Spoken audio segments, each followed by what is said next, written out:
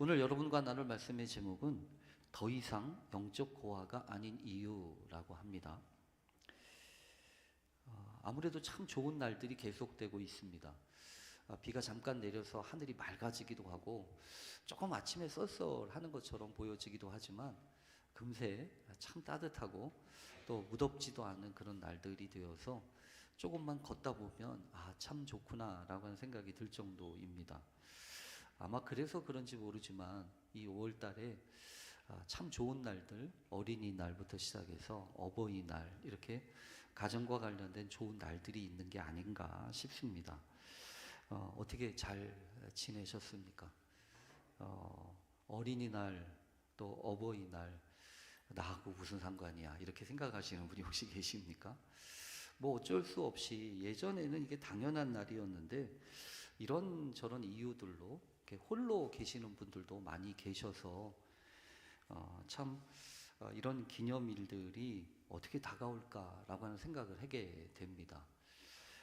이런 상황 속에서 우리가 분명히 기억할 게 있습니다. 뭐냐면 누구도 홀로 존재할 수 없다라고 하는 것입니다.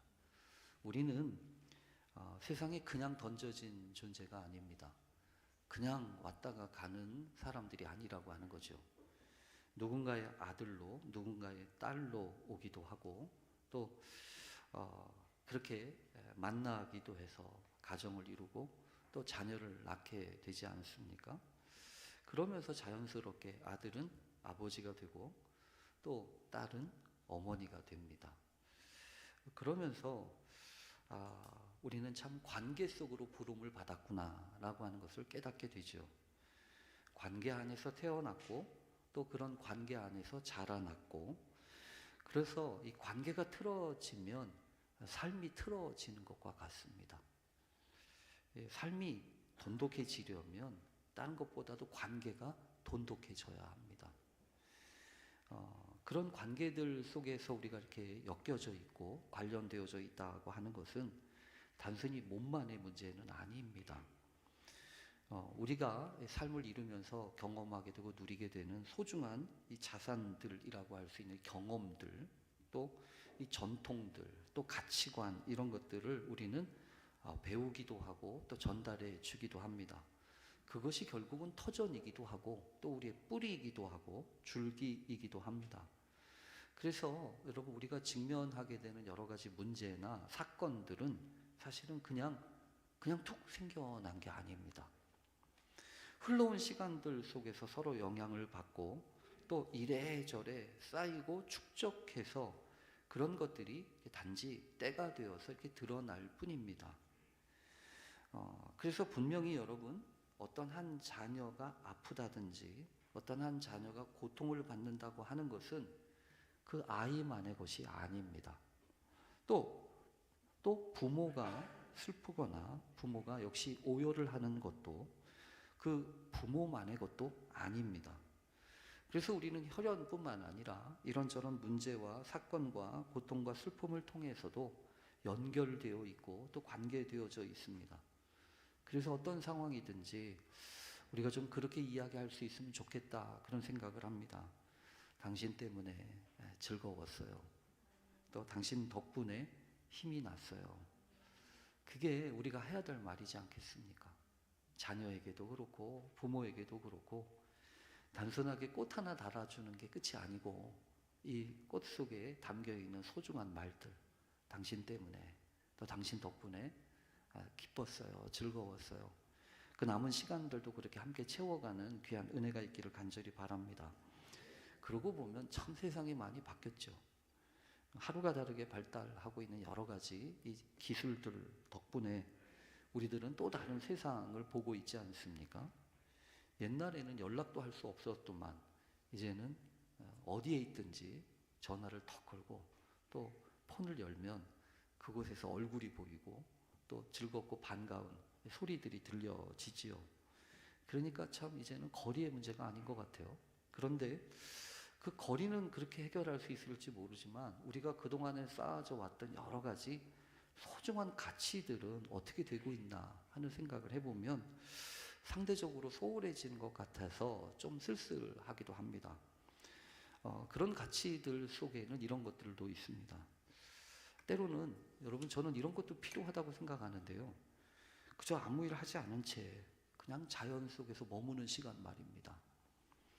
그저 눈을 감고 호흡을 하면서 느껴지는 생명의 신비가 있고, 또 굳이 뭘 더 하지 않아도 차 한 잔 놓고 사랑하는 사람과 딱 주저앉아서 그저 보내는, 할 일 없이 보내는 그런 시간들 말입니다.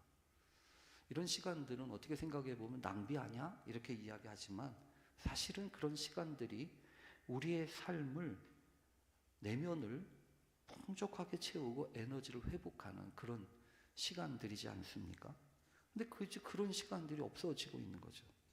또 우리가 경험하는 이 경쟁 사회 속에서 늘 우리들은 그런 프레스를 받잖아요. 자녀들이 그렇습니다.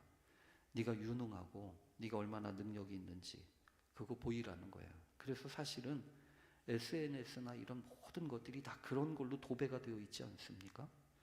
이제 그러다 보니까 어떤 실패와 상처, 이런 것들에 대한 흔적들을 이렇게 고스란히 드러내는 것이, 그게 참 쉽지 않습니다. 그런데 여러분 어떻습니까? 역설적으로 사람과 사람 사이에 가장 단단하고 깊은 연결은, 유대감은 서로의 완벽함이 아니라 어떤 면에서 보면 연약함을 공유하고 품어줄 때 생기지 않습니까? 그것이 있지 않은데 어떻게 더 깊은 유대감 속으로 나아갈 수 있겠냐는 거예요. 그러다 보니까 참 정말로 그래도 괜찮아 라고 생각해 주는 그런 톤들이 점점 사라지고 있고, 너무나 급박하게 뭔가를 얘기하고 대화를 할 때도 상대방의 말을 온전히 듣기보다는 내가 무슨 대답을 해야 할지, 혹은 어떻게 해결책을 줘야 할지, 이것을 먼저 생각하고 이야기를 하니까, 여러분 그렇게 극하게 상대방의 눈을 맞추거나 또 무슨 말을 하든지 괜찮아 라고 이야기를 하면서 이렇게 깊이 들어주는 경청의 시간들, 그런 것들이 점점 사라지고 있잖아요. 근데 여러분, 해결책이라고 하는 게 따로 있습니까? 저는 어떤 사람이 어떤 해결책을 해결해 줘서가 아니라 누군가 내 이야기를 온전히 들어주는 그 경험만 가지고도 자유케 되고 치유가 되는 그런 경험을 할 때가 많거든요. 사실은 그런 일들이 점점 없어지고 있는 겁니다. 요즘에는 결과가 딱 버튼 하나 누르면 배달되고, 이렇게 그래서 이런저런 일들도 빠르게 소비하는 시대가 되어서 무엇 하나 씨앗을 심고 싹트기도 기다리는 그런 시간들이 아깝게 느껴진다는 거죠. 그러나 여러분, 사실은 하나의 열매가 맺혀지기까지 지루하고 또 어떻게 보면 계속된 그런 날들이 지나가야 되지 않습니까? 갈등도 여러분 그렇습니다. 갈등도 하루아침에 생긴 게 아니잖아요. 오랜 기간 동안 갈등이 쌓이고 생겼는데 그걸 하루아침에 해결한다고 하는 것이 과연 가능합니까? 어쩌면 견디고 또 견디면서 이런저런 것들을 돌아보는, 그러면서 천천히 회복되어지는 그 과정이 주는 기쁨을 우리는 잃어버리고 있는 거 아니냐는 거예요. 어쩐 경우에는 결과보다도 그런 여정 자체가 우리의 삶을 가장 단단하게 빚어내는 그런 가치이지 않을까요? 그런 점에서 이 5월 한 달 동안 이런 잃어버린 가치들 잘 돌아보고 또 보듬게 되는 귀한 시간들이 되시길 간절히 바랍니다. 오늘 바로 그런 이야기를 하려고 하는 겁니다. 우리가 잃어버리고 또 그동안 소중하게 여기지 못했던 그런 일들을 오늘 말씀을 통해서 살펴보게 되기를 간절히 바랍니다.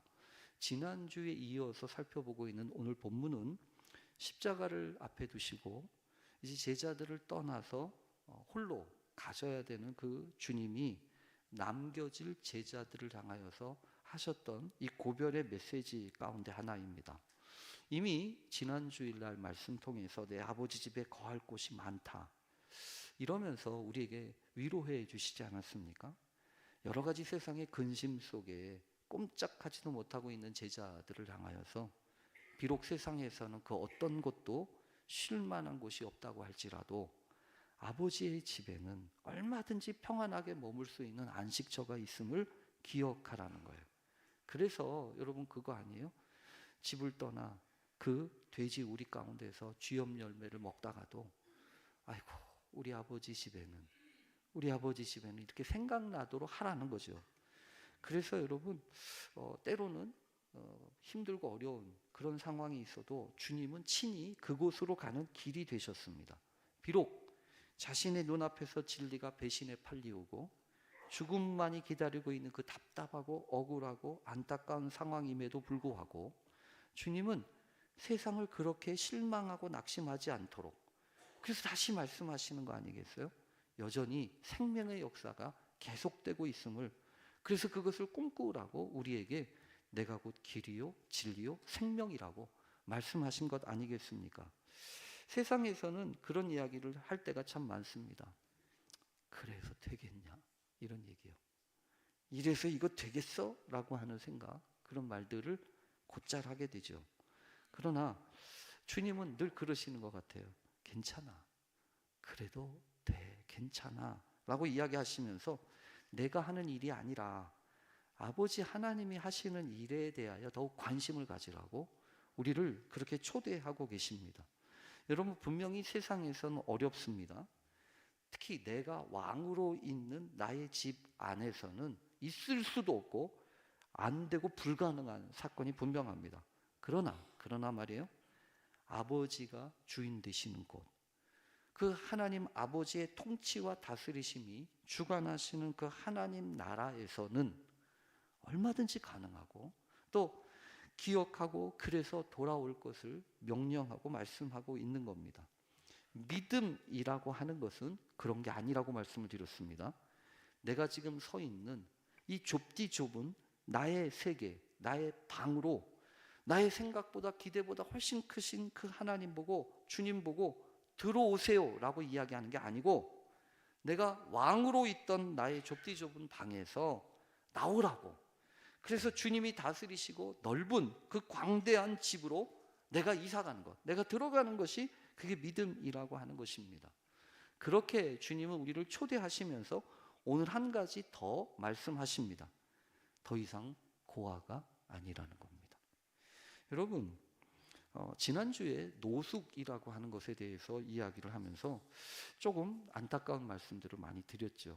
노숙이라고 하는 것은 뭐 노숙자 이런 개념이 아니라 편히 쉴 공간이 없이, 그래서 돌아갈 집이 없어서 여기저기 이곳저곳을 계속해서 기웃기웃거리는 거다. 그래서 마치 오늘은 여기서 내일은 저기서 어디서 생활하고 어디서 짐을 풀어야 될지 모르는 상황에서 불안하게 이 주위를 잔뜩 둘러보면서 긴장하듯이 불안해서 살아가는 사람은 노숙인이다. 그런 사람이 영적 노숙인과도 같다라고 하는 것이라고 한다면 오늘은 고아에 대한 이야기를 하려고 하는 겁니다. 죄송합니다. 저도 어머니 아버지가 계시지 않아서 저도 고아와 같은 사람인데 여러분들은 어떠신지 모르겠어요. 이 고아라고 하는 것에 이 사전적인 의미가 있더라고요. 뭐냐하면 사전에 보면 이렇게 써 있습니다. 이런저런 사정으로 부모가 없거나 부모에게 버림받아 몸 붙일 곳이 없는 아이, 이게 고아의 사전적인 뜻입니다. 그러니까 여러분 여기엔 두 가지 중요한 기준이 있어요. 뭐냐면 부모를 여의거나 버림받았다는 거죠. 그러니까 이 부모라고 하는 것은 내가 세상에 태어날 때 있어서 반드시 있어야 되는 존재였고, 또 내가 건강하게 자라도록 나를 끝까지 돌봐주는 그런 존재 아니겠습니까? 무조건적으로 수용하고 사랑해 줄 가장 근원적인 대상이 바로 부모인데, 그 부모로부터 단절됐다는 거예요. 끊어졌다는 겁니다. 그러니까 마치 끈 떨어진 연처럼 바람 부는 대로 팔랑팔랑거리면서 갈 수 없는 게 바로 그런 영적인 고아와 같은 사람이라는 거예요. 그런가 하면 몸 붙일 곳이 없다라고 얘기하지 않습니까? 그러니까 이거는 단순히 물리적인 집이 없다라고 하는 게 아니고 인생의 위기나 실패 앞에서 나를 지탱해주고 견딜 수 있는 그 최후의 보루가 없다라고 하는 뜻입니다. 역시 여러분 이건 육신의 고아들만이 아니라 영적인 고아도 역시 마찬가지예요. 유능한 어린처럼 보이고 멀쩡한 신앙인처럼 보이지만 내 내면에는 나를 끝까지 책임지고 돌보시는 영원한 하늘 부모님, 이 보혜사 성령님, 그 하나님 아버지하고의 관계가 잘 맺혀져 있지 않은 사람이 고아일 확률이 많습니다.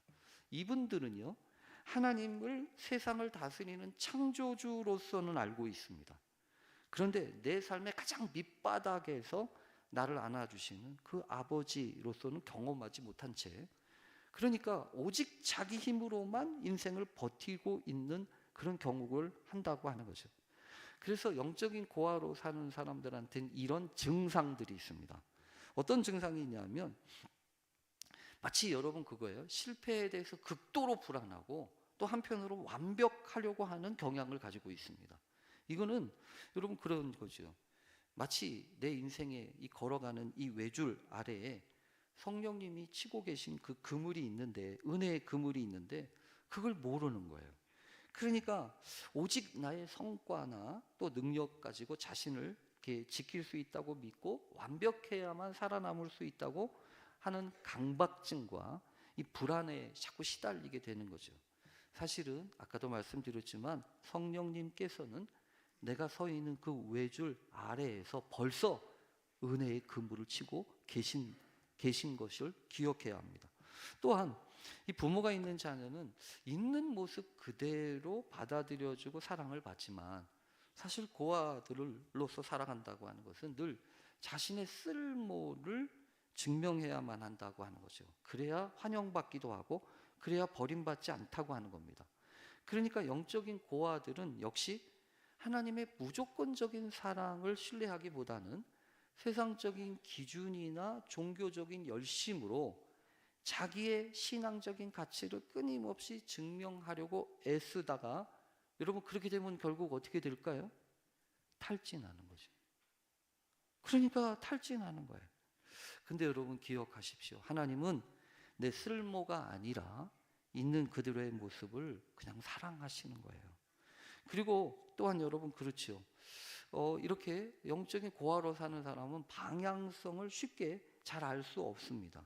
왜냐하면 어디로 가야 하는지 알려주는 가이드들이나 이 경계선들이 있지 않기 때문이라는 거죠. 그러니까 잘 가다가도 여기저기서 이상한 소리나 음성들이 자꾸 들리면 그것에 자꾸 팔랑귀처럼 이렇게 자꾸 따라가게 되는 거죠. 그러니까 겉으로 보면 참 자유로워 보여도 속으로는 늘 방황하고 공허한 겁니다. 여러분, 그래서 오늘 성경 본문에서 예수님이 이 이야기를 하면서 제일 먼저 말씀하시는 게 계명입니다. 그래서 오늘 여러분 계명, 이 계명에 대한 말씀을 우리가 먼저 말씀 가운데서 생각해 보게 되는데요.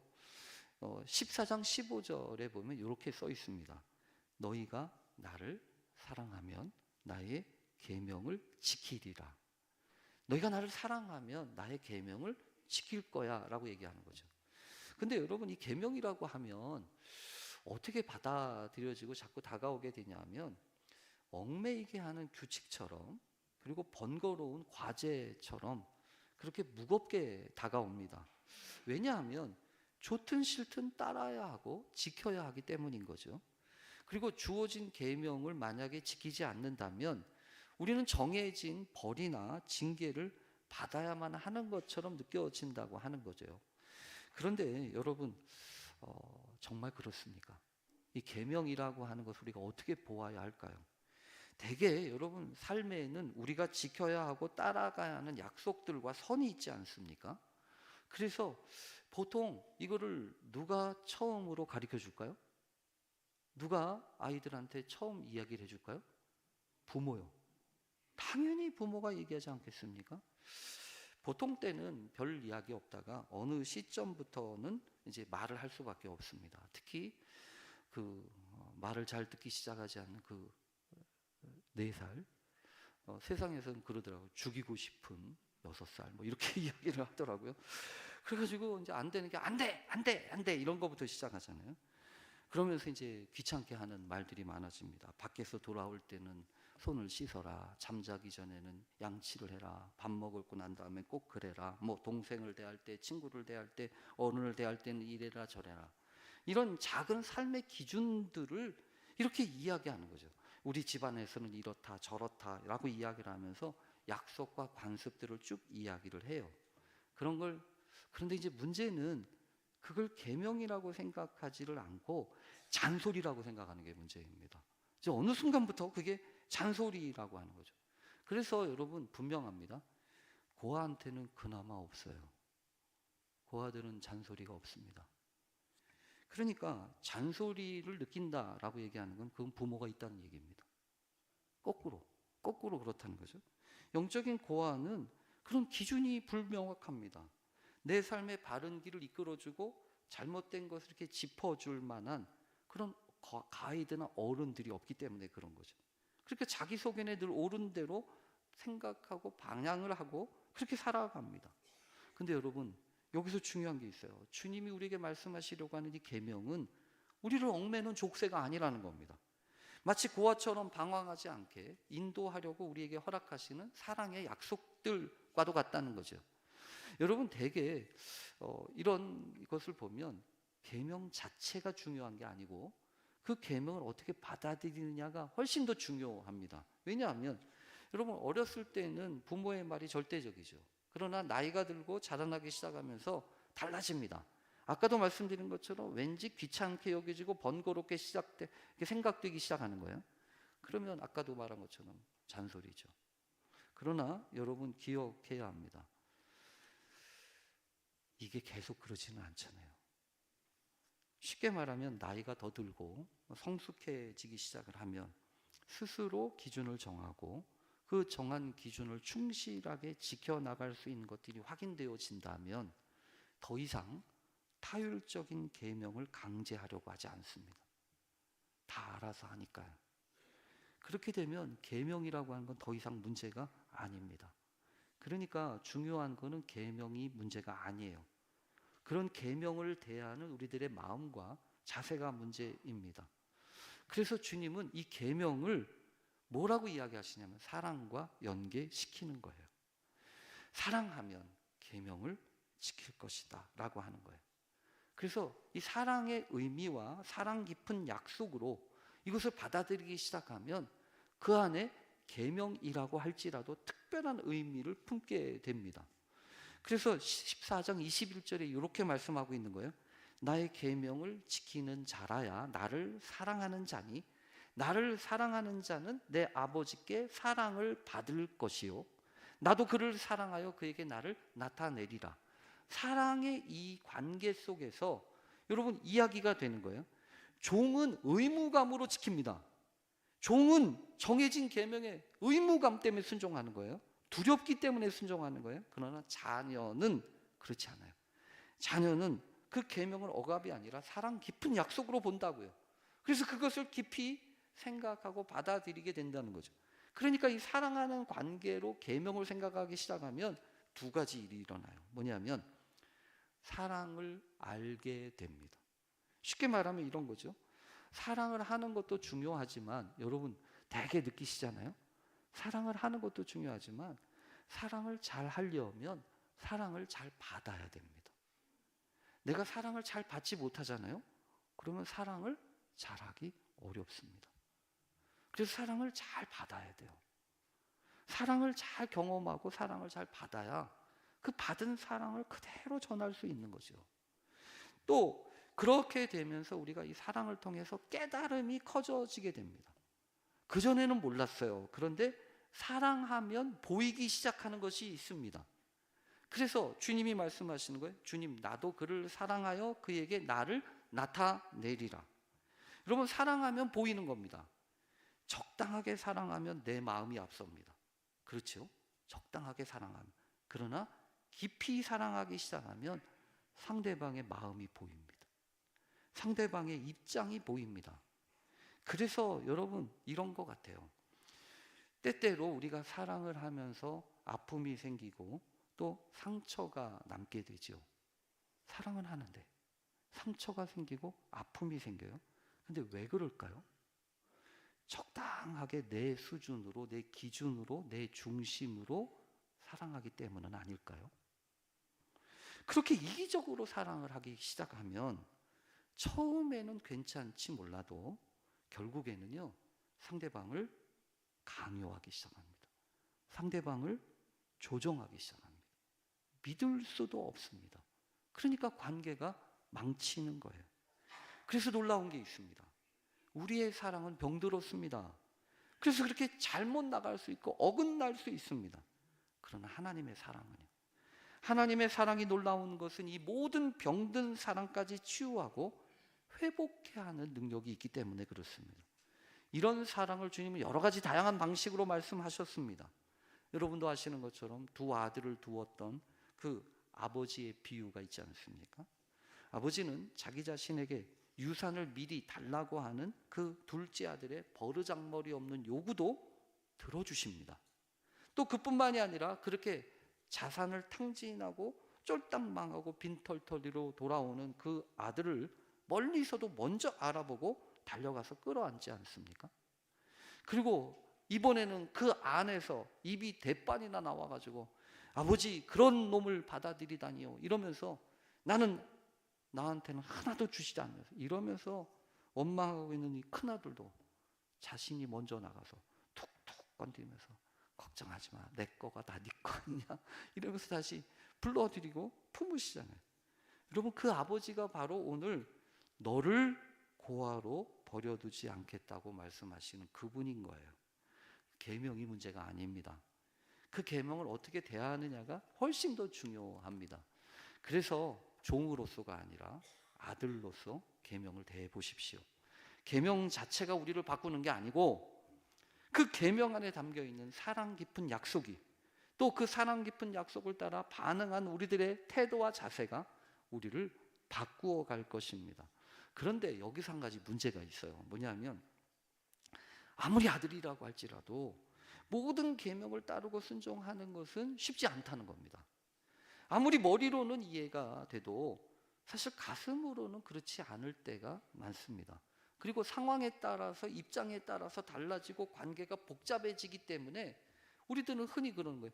왜 어제는 됐다가 오늘은 안 된다는 거예요? 이렇게 이야기하는 거죠. 그때마다 달라지는 것처럼 보이기도 한다는 거죠. 그래서 여러분, 우리는 그래요. 나는 최선을 다했어요. 나의 최선조차 언제나 좋은 결과를 가져오는 것은 아닙니다. 우리의 연약함 때문에요. 우리의 부족함 때문에. 그게 한계입니다. 그러니까 뭐가 필요한 거죠? 그래서 주님이 하신 말씀이 14장 16절입니다. 내가 아버지께 구하겠으니 그가 또 다른 보혜사를 너희에게 주사 영원토록 너희와 함께 있게 할 것이다. 다른 보혜사를 약속하시는 거예요. 여러분, 그 보혜사라고 하는 분은 파라클레이토스, 옆에서 나를 부르시고 나를 지원하시는 성령님이 바로 그런 분 아니겠습니까? 그래서 여러분, 또 다른 보혜사를 주신다는 거예요. 왜 그렇습니까? 육신을 입고 오신 그분이 보혜사였던 거예요. 우리를 도우시는 분이었습니다. 그런데 그분은 시공간적으로 제약이 있으셨잖아요. 여기 계셨으면 저기 계실 수가 없잖아요. 근데 이제 성령, 자신의 이름으로 오시는 새로운 또 다른 보혜사는 시공간을 초월해서 영원히 우리와 함께 계실 것이라고 성경은 이야기하고 있습니다. 그분은 어떤 분이라고요? 더군다나 14장 17절에 보면 그는 진리의 영이라 라고 얘기하잖아요. 진리의 영이셔서 우리를 진리 가운데로 인도하실 것입니다. 그뿐만 아니라 14장 26절에서는 이 보혜사가 어떤 분인지를 다시 또 설명합니다. 여러분 같이 읽어보겠습니다. 14장 26절입니다. 시작. 보혜사 곧 아버지께서 내 이름으로 보내실 성령, 그가 너희에게 모든 것을 가르치시고 내가 너희에게 말한 모든 것을 생각나게 하리라. 그러시다는 거예요. 우리를 그냥 두지 않으시고. 그래서 여러분, 가끔 뭔가 자꾸 생각날 때는 성령님이 하시는 거예요. 여러분 안에 마음속에 그러면 안 되잖아, 또 이러지도 하잖아. 성령에 민감한 사람은 그 소리를 듣고 그것의 가르침을 따라 그것을 생각난 대로 그렇게 한다는 거예요. 그러니까 여러분, 이 성령이 우리를 도우신다는 거예요. 그래서 세 번째로 이렇게 얘기하시는 거예요. 내가 너희를 고아와 같이 버려두지 않을 거다. 아마 분명히 그러실 거예요. 지금 전화도 내가 너 그냥 두지 않을 거야 이렇게 얘기하시는 그런 전화일 거예요. 어쨌든 여러분, 오늘 성경에 보면 결국 그렇게 얘기하시잖아요.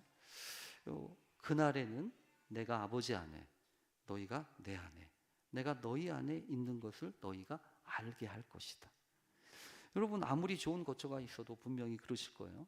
그 빈집에서 덩그러니 혼자 있다면 그 사람 결코 행복할 수 없잖아요.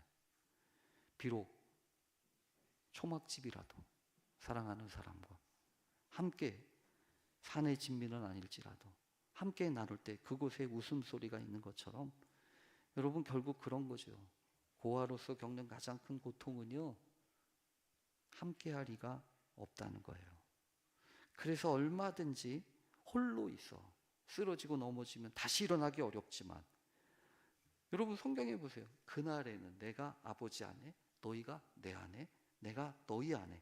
이거는 삼위일체 되신 하나님 안에 있다는 거예요. 삼중줄 안에 있다는 겁니다. 그래서 여러분, 우리는 홀로 있는 게 아니에요. 하나님의 은총 안에 있고 아버지의 인도하심 안에 있고 성령님의 도우심 안에 있는 겁니다. 오늘 이 자리에 혹시 외줄 타기처럼 아슬아슬하게 하루하루를 버티고 계신 분들이 계십니까? 주님 말씀하십니다. 나는 너를 고아로 버려두지 않겠다.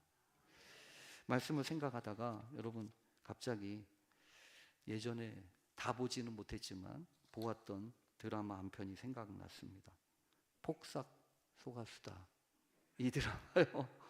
이 드라마에 보니까 그 얘기를 하더라고요.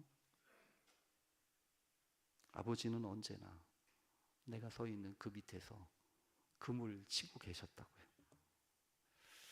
그래서 그런지 모르겠어요. 아버지는 안 해준 게 미안하고 그게 사무치고 자식들은 서운한 게 자꾸 사무치는지 모르겠어요. 그러나 여러분 기억하십시오.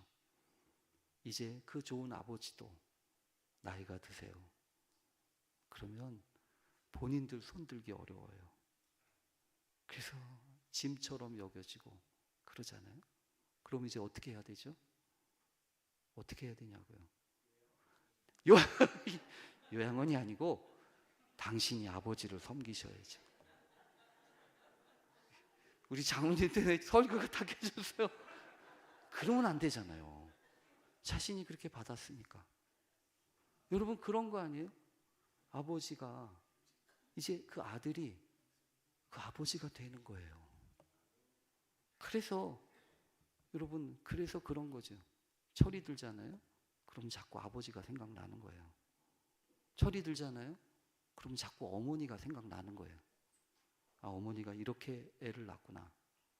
아버지가 이렇게 외로우셨구나. 그러면서 서로 참아주고 기억하는 가정이 되는 거 아니겠어요?